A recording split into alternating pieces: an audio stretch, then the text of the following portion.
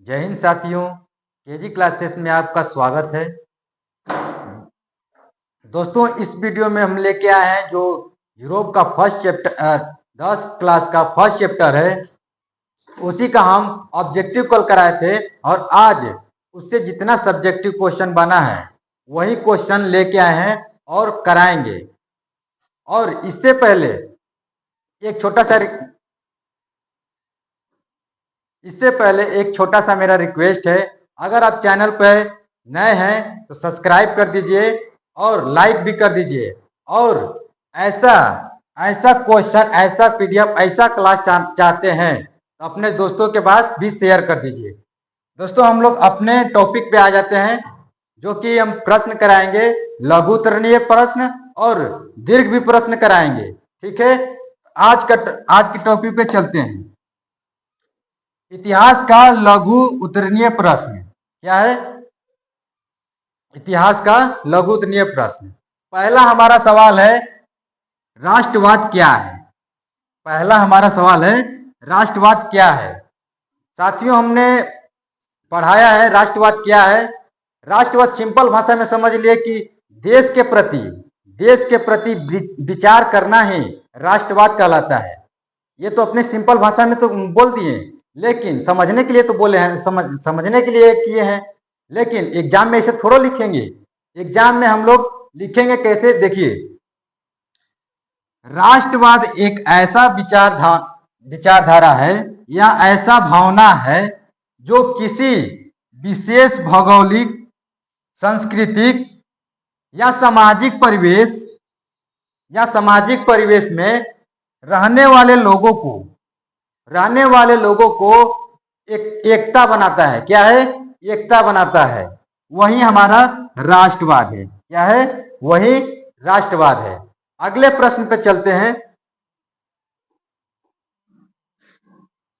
अगला प्रश्न है, मेजनी कौन था? मेजनी कौन था? देख लेते हैं मेजनी कौन था। मेजनी इटली का एक साहित्यकार और गणतांत्रिक विचारधाराओं का समर्थक था। क्या था? गणतांत्रिक विचार का समर्थन था। और ये एक योग्य सेनापति भी था। क्या है? ये एक योग्य सेनापति भी था, और जिससे इटली का एकीकरण का तलवार मसीहा कहा जाता है। क्या है? इटली का एकीकरण का मसीहा भी कहा जाता है। मेजनी के बारे में जो 2 नंबर का आ रहा है लघु उत्तरीय प्रश्न, उसके बारे में इतना ही लिखेंगे। अगले प्रश्न पे चलते हैं। अगला प्रश्न है, जर्मनी के एकीकरण में सबसे बड़ा बाधक क्या था? सबसे बड़ा बाधक क्या था? देख लेते हैं। जर्मनी लगभग 300 छोटे बड़े राज्य में बटा था। उसी को एकत्रित करने में जो बाधा था वो था ऑस्ट्रिया था। क्या है? ऑस्ट्रिया देश था। और विभाजित था, जहां धार्मिक, राजनीतिक विभिन्नताएं थी। साथ ही क्या था? ऑस्ट्रिया का हस्तक्षेप था। क्या है? ऑस्ट्रिया हस्तक्षेप करता था। यही सबसे बड़ा बाधक था, ऑस्ट्रिया देश। अगले प्रश्न पे चलते हैं। अगला प्रश्न है हमारा,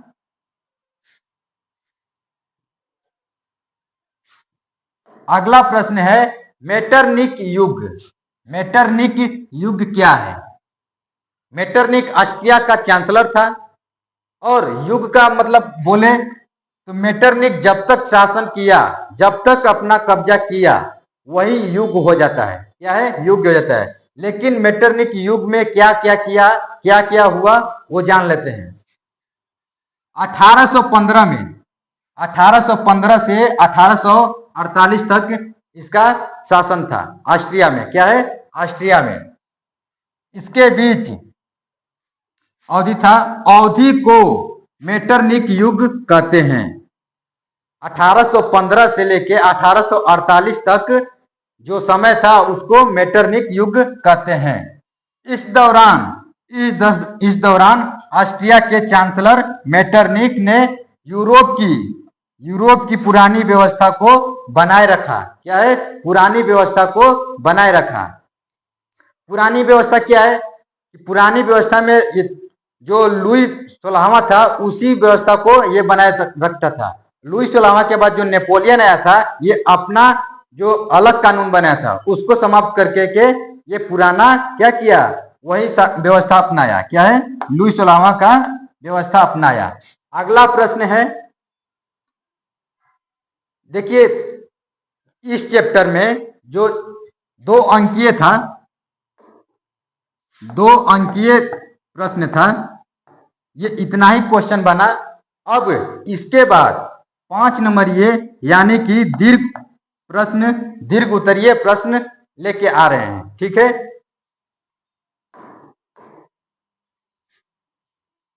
ये हमारा दीर्घ उत्तरीय प्रश्न का पहला प्रश्न है। पहला प्रश्न है,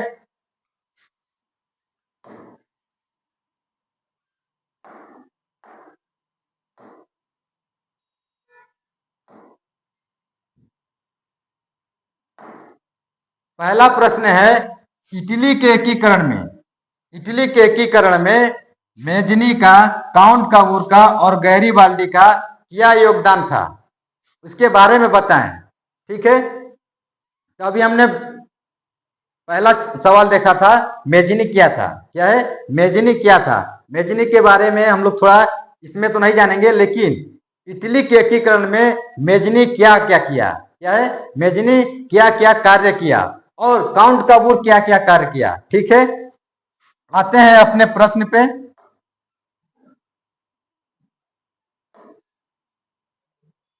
इटली का एकीकरण इन 3 प्रमुख का जो है मेजनी का, गैरीबाल्डी का और काउंट काबूर का, ये तीनों का अहम भूमिका था। क्या है? अहम भूमिका था। इन तीनों व्यक्तियों को त्रिकोणीय प्रसाव का परिणाम था। क्या है? तीनों त्रिकोण प्रसाव का क्या है? परिणाम था। अब आते हैं मेजनी क्या क्या किया। क्या है? मेजनी इटली के एकीकरण में क्या किया है। साथियों, मेजनी का पूरा नाम होता है, मेजनी का पूरा नाम है जोसेफ मेजनी। क्या है? Joseph Mazzini. लेकिन इन्हें ये एक था आदर्शवादी था। क्या है? आदर्शवादी था। लेकिन इटली के एकीकरण में क्या क्या किया? इन्हें इटली का एकीकरण का मसीहा कहा जाता है। मसीहा क्यों कहा जाता है? क्योंकि इन्होंने 14 साल लगातार इटली का एकीकरण का प्रयास किया था। लेकिन किस तरह 14 साल प्रयास किए देख लेते हैं। सबसे पहले 1820 में कार्बोनरी संघ का स्थापना करते हैं, संगठन बनाते हैं। फिर उसके ये कार्बोनरी संघ का जो गठन किए थे ये एक गुप्त गठन था। क्या है? गुप्त गठन था। फिर इसके बाद 1830 में नागरिक आंदोलन चलाते हैं। क्या है? 1830 में नागरिक आंदोलन चलाते हैं। फिर इसके बाद क्या करते हैं? इन्होंने यंग इटली का जो है 1831 में क्या है? स्थापना करते हैं। युवाओं में राष्ट्रवाद की भावनाओं को जगाते हैं। क्या है? वहां की जो जनता है, जनताओं में राष्ट्रवाद का जो है भावनाओं को जगाते हैं। फिर इसके बाद क्या करते हैं? इनका मानना था कि इटली का गणराज्य होना चाहिए। क्या है? इटली का गणराज्य होना चाहिए। और साथ ही 1831 के बाद 3 साल बाद 1834 में यंग यूरोप का स्थापना किया था। क्या है? यंग यूरोप का स्थापना किया था। इनका यहीं तक योगदान था इटली के एकीकरण में। अब आते हैं काउंट काबूर का योगदान क्या था। काउंट काबूर का इटलीकरण में योगदान क्या था। काउंट काबूर को आप लोग सब जान रहे थे कि राजनीतिक था। क्या है? राजनीतिज्ञ था। काउंट काबूर ने काउंट कबूर ने सार्डिनिया पिडमाउंट का प्रधानमंत्री था। क्या था? सार्डिनिया पिडमाउंट का एक इटली का छोटा सा भाग था, ये जो कि सबसे ताकतवर यही था, सार्डिनिया पिडमाउंट, और यही का प्रधानमंत्री था। क्या है? प्रधानमंत्री था कौन? काउंट कबूर। वे एक सफल कूटनीतिज्ञ भी थे। क्या है? कूटनीतिज्ञ भी थे, जिन्हें फ्रांस के साथ संधि कर ऑस्ट्रिया को हराया और उत्तरी और मध्य इटली को मिलाया। क्या है? जो उत्तरी इटली था और मध्य इटली था, दोनों में एक में मिला दिया। क्या है? एक में मिला दिया। आगे बढ़ते हैं।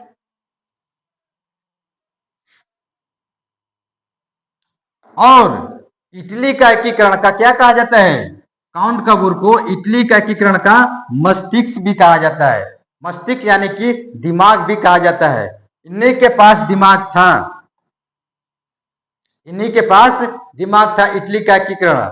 इनका कहना था, नहीं, विक्टर इमैनुअल का कहना था कि सत्ता न युवाओं के हाथ में दे दीजिए, क्योंकि युवाओं का जो खून होता है गर्म होता है और इसीलिए जो भी फैसला लेना होता है बहुत जल्दबाजी में ले लेते हैं। ठीक है, काउंट कबूर का इतना ही योगदान था। अब आते हैं गैरीबाल्डी का क्या योगदान है। गैरीबाल्डी का, इन्होंने इटली के एकीकरण में क्या योगदान दिया? गैरीबाल्डी को तलवार भी कहा जाता है। जो भी इटली के एकीकरण में आता था, जो भी वादा बनता था, उसको रास्ते से हटा देता था, इसीलिए गैरीबाल्डी को तलवार कहा जाता है। गैरीबाल्डी ने लाल कुर्ती नामक का स्वयंसेवक सेना ने बनाया था। क्या है? बनाया था। इन्होंने दक्षिणी इटली को दो भाग में बांट दिया। दो भाग में जो था, बांटा नहीं था, एक किया था। दो भाग जो था, पहला था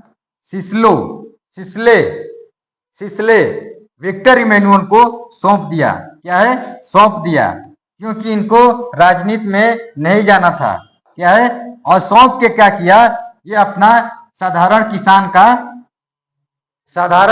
का जीवन यापन करने लगे। क्या है? साधारण सौंप कर, जिससे एकीकरण का मार्ग तय हो गया। क्या है? मार्ग तय हो गया।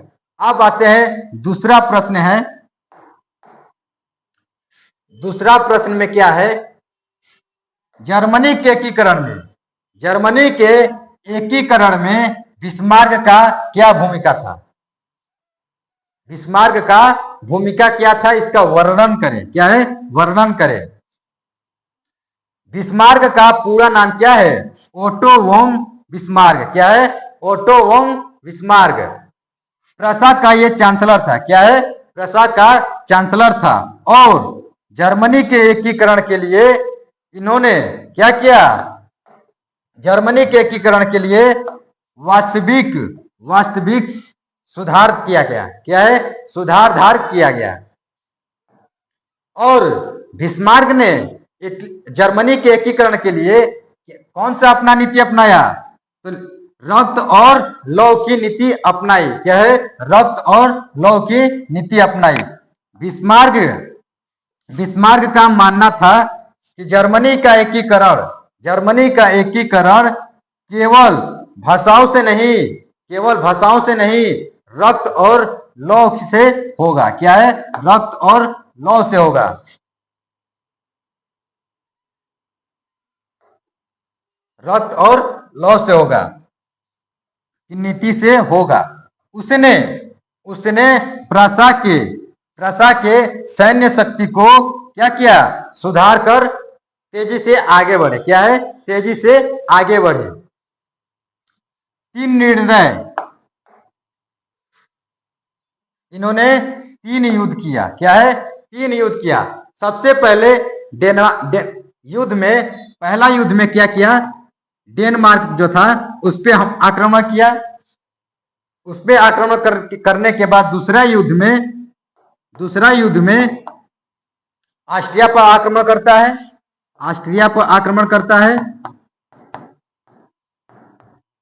और तीसरा युद्ध में क्या करते हैं, फ्रांस पे आक्रमण बोलते हैं, क्या है, फ्रांस पे आक्रमण करते हैं। ठीक है, देख लेते हैं। 3 निर्णय युद्ध, उसने 7 वर्ष में, बिस्मार्क ने केवल 7 वर्ष में 3 युद्ध लड़ा था। 7 वर्ष के भीतर 3 प्रमुख युद्ध लड़ा। क्या है, 3 प्रमुख युद्ध लड़ा।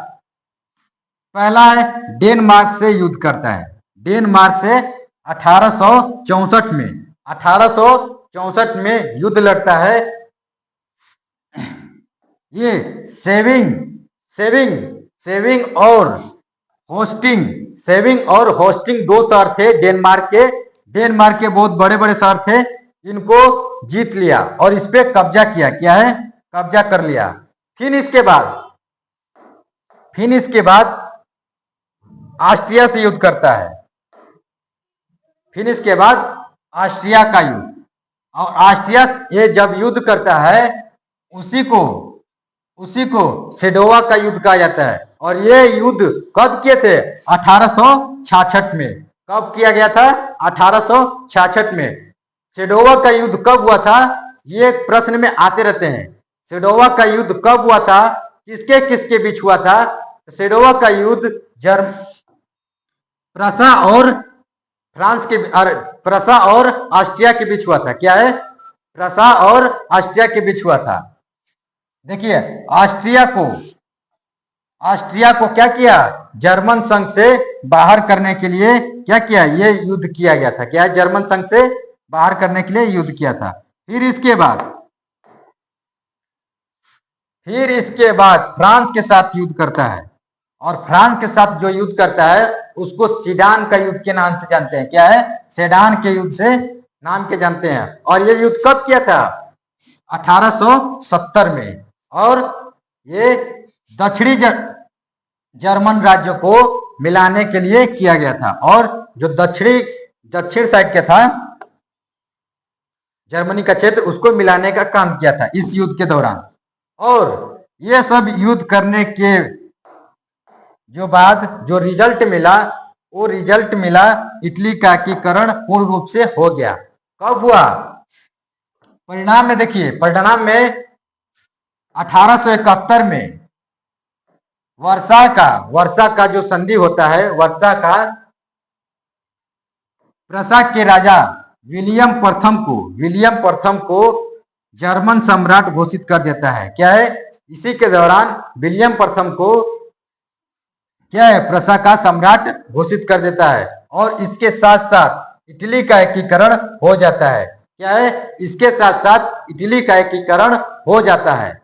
अगला प्रश्न देखते हैं।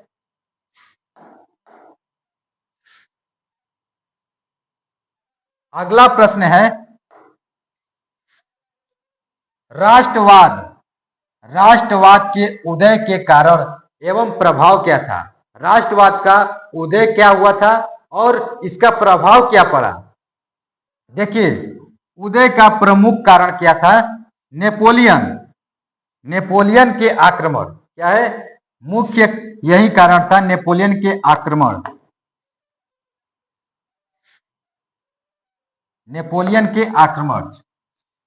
नेपोलियन ने क्या किया, यूरोप के कई राज्यों को जीतकर अपना शासन जमाया था। और नेपोलियन ने मात्र 24 साल के आयु में यूरोप के कई देशों पर कब्जा कर लिया था। इसके बाद आते हैं, वहां का एक समान व्यवस्था लागू की थी जिसे, और इन्होंने आते ही 1804 में क्या किया, नागरिक संघ का स्थापना किया था। क्या है, नागरिक संघ का स्थापना किया गया था। और उसी को नेपोलियन संघ भी कहा जाता है। क्या है, नेपोलियन संघ यानी संहिता भी कहा जाता है।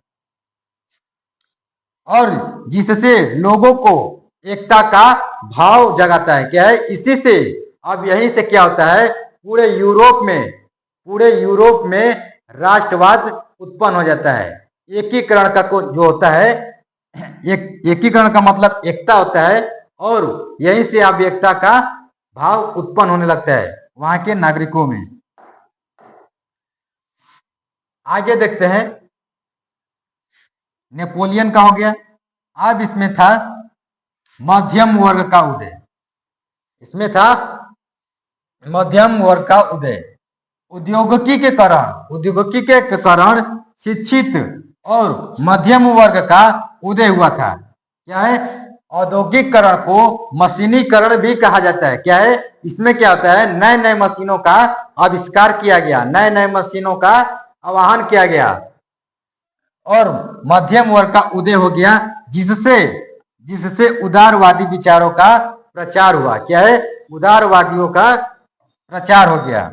फिर इसके बाद देते हैं क्रांति का विचार। क्या है? क्रांति का विचार। इसी युद्ध में क्रांति का विचार क्या था?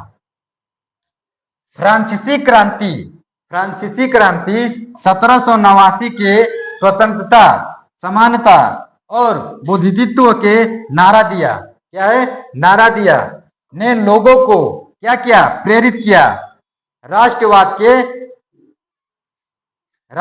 के प्रति क्या किया? प्रेरित किया। इसके बाद इसका प्रभाव क्या था? ये तो उदय देख लिए, इसका प्रभाव क्या था?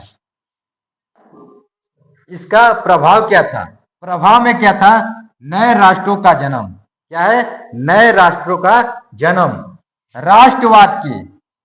राष्ट्रवाद के कारण इटली और जर्मनी जैसे नए नए देश का क्या हुआ? उदय हुआ। क्या है? नए इटली और जर्मनी के जैसे नए नए देशों का क्या हुआ? उदय हो गया। इसके बाद अगला पॉइंट है, इसी में जो कारण था, अगला पॉइंट है जो साम्राज्यों का पतन हो गया। क्या है? साम्राज्यों का पतन हो गया। ऑस्ट्रिया और हंगरी और उसामनिया बड़े बहुराष्ट्रीय साम्राज्यों की क्या हुआ? विघटन हुआ। क्या है? विघटन होने लगा। इसके बाद इसका एक पॉइंट है और लोकतंत्र की भावना। क्या है? लोकतंत्र की भावना। इसमें क्या था कि राज्यशाही के विरुद्ध संवैधानिक शासन जो था उसका मांग बढ़ गई। क्या है? उसका मांग बढ़ गई। इस प्रश्न में इतना, और नेक्स्ट प्रश्न में चलते हैं। नेक्स्ट प्रश्न क्या है? यह हमारा नेक्स्ट प्रश्न है, जुलाई 1830 की क्रांति। क्या है? जुलाई 1830 की क्रांति। इस क्रांति में क्या होता है देख लीजिए। फ्रांस में जुलाई क्रांति 1830 की क्रांति का चार्ल्स दसम क्या किया? निरंकुश नीतियों को अपनाया। क्या है? निरंकुश नीतियों के खिलाफ होया था। क्या है? इसी क्रांति के साथ जो निरंकुश जो शासन था उसके खिलाफ हुआ था। क्या है? खिलाफ हुआ था। इसका मुख्य कारण क्या था? जो 1830 का क्रांति था, इसका मुख्य कारण क्या था? इसका मुख्य कारण था चार्ल्स दशक। क्या है? चार्ल्स दशक ने उदारवाद को दबाने के लिए क्या किया? 4 अध्यादेश। क्या है? 4 अध्यादेश जारी कर दिया। उदारवादियों को दबाने के लिए 4 अध्यादेश का जारी कर दिया, जिससे प्रेस की जो है, प्रेस यानी कि अखबार, मीडिया, ये सब होते हैं ना प्रेस के अंतर्गत, इसकी जो स्वतंत्रता थी छीन ली थी। क्या थी? छीन ली गई थी। और मताधिकार को सीमित कर दिया। क्या है? सीमित कर दिया। सीमित यानी कि नियत कर दिया। इसके बाद देखते हैं क्रांति का स्वरूप क्या है। क्रांति का स्वरूप क्या है? देखिए, पेरिस का जनता। क्या है? पेरिस का जनता ने विद्रोह कर जिसे 3 गौरवशाली दिन क्या किया? कहा जाता है। क्या है? 3 गौरवशाली दिन कहा जाता है। और चार्ल्स दशम को गद्दी छोड़कर इंग्लैंड भागा गया। क्या है? चार्ल्स दशम यानी कि चार्ल्स एक्स, इसको चार्ल्स एक्स भी कहते हैं। क्या है? चार्ल्स एक्स भी कहा जाता है। चार्ल्स एक्स ने क्या किया? गद्दी छोड़ के इंग्लैंड भाग गया। क्या है? इंग्लैंड भाग गया। अब इसके बाद क्या होता है? इसका परिणाम, आखिर क्रांति हुआ तो उसका कुछ ना कुछ रिजल्ट तो मिलेगा ही। रिजल्ट में क्या मिला? फ्रांस में बोर्बो वंश का राजवंश था, उसका अंत हो गया। क्या है? बोर्बो राजवंश का जो था लुई 16वां, उसका अंत हो गया। और लुई फिलिप के नेतृत्व में संवैधानिक राजतंत्र का स्थापना हो गया। क्या है? संवैधानिक राजतंत्र का स्थापना हो गया। किसके नेतृत्व में? तो लुई फिलिप के नेतृत्व में। और इस क्रांति ने पूरे यूरोप के उदारवादियों को क्या किया? नई ऊर्जा दिया। क्या है? नया ऊर्जा दिया, नया हिम्मत दिया और नया विश्वास भी दिया। ठीक है, इस प्रश्न में इतना ही। अगला प्रश्न है यूनान स्वतंत्रता का आंदोलन संक्षिप्त विवरण करें। क्या है? विवरण करें। इस प्रश्न में देखिए क्या है?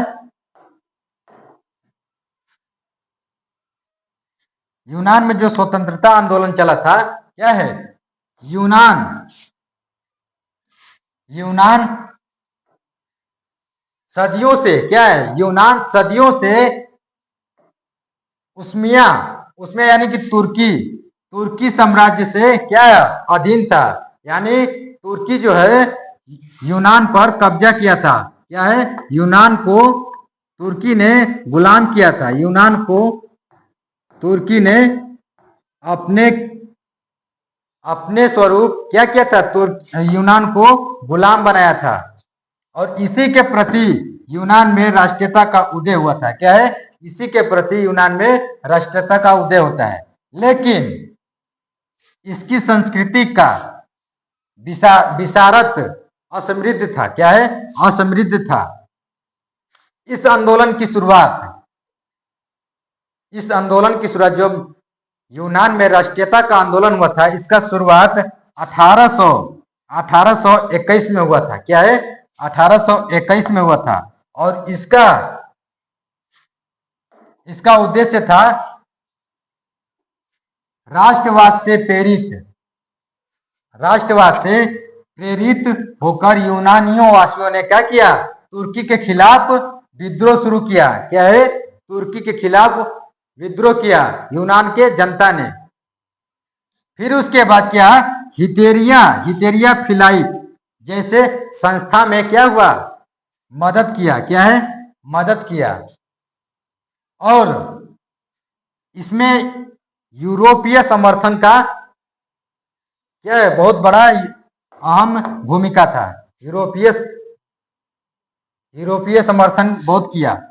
और यूरोपीय समर्थन में कौन कौन किया? इंग्लैंड हो गया, फ्रांस हो गया, और रूस ने यूनान का खुल के समर्थन किया। क्या है? खुल के साथ दिया,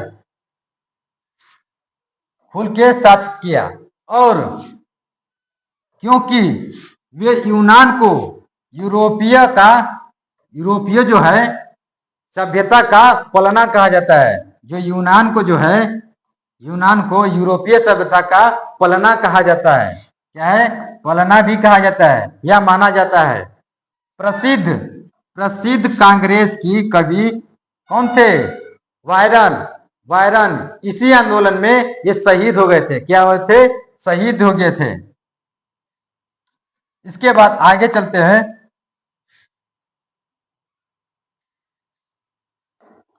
ये है नावारियोनो। क्या है? रावानियोनो की खाड़ी का युद्ध। इसी के फलस्वरूप क्या हुआ है? ये खाड़ी का युद्ध हुआ है। और 1827 में ये युद्ध हुआ था। इस युद्ध में क्या हुआ था? संयुक्त यूरोपीय सेना ने क्या किया? तुर्की की सेना को हराया। क्या है? तुर्की की सेना को हराया। फिर उसके बाद जब हरा दिया तो तुर्की जो यूनान था, यूनान स्वतंत्र हो गया। स्वतंत्रता के स्वरूप क्या हुआ? स्वतंत्र कब हुआ था? 1832 में। क्या है? 1800, ये तो उस समय केवल तो 1827 में युद्ध लड़के किया तो स्वतंत्र हुआ था, लेकिन स्वतंत्र अभी घोषित नहीं हुआ था। क्या है? घोषित नहीं हुआ था। इसी के साथ 1832 में 1832 की कुस्तुनिया की संधि हुई थी, और इसी संधि के द्वारा क्या है? यूनान में जो राष्ट्रीय संघ था, क्या है? स्वतंत्र राष्ट्र का मान्यता दिया जाता है। क्या है?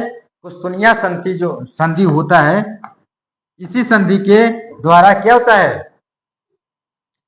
यूनान की राष्ट्रीय संघ को क्या करता है? घोषित कर देता है। ये पूरा समाप्त हो गया क्वेश्चन इस वीडियो, इस चैप्टर से इतना ही क्वेश्चन था। इस चैप्टर से इतना ही दीर्घ क्वेश्चन बना। और आप बताइए कमेंट में कि ये वीडियो कैसा लगा, और अगले वीडियो में नया चैप्टर लेके आएंगे, जो कि क्या है? इतिहास का दूसरा चैप्टर चालू करेंगे। और दूसरा चैप्टर का नाम क्या है? दूसरा चैप्टर का हमारा नाम रहेगा, अगले वीडियो में दूसरा चैप्टर जो रहेगा, समाजवाद एवं साम्यवाद। समाजवाद एवं साम्यवाद।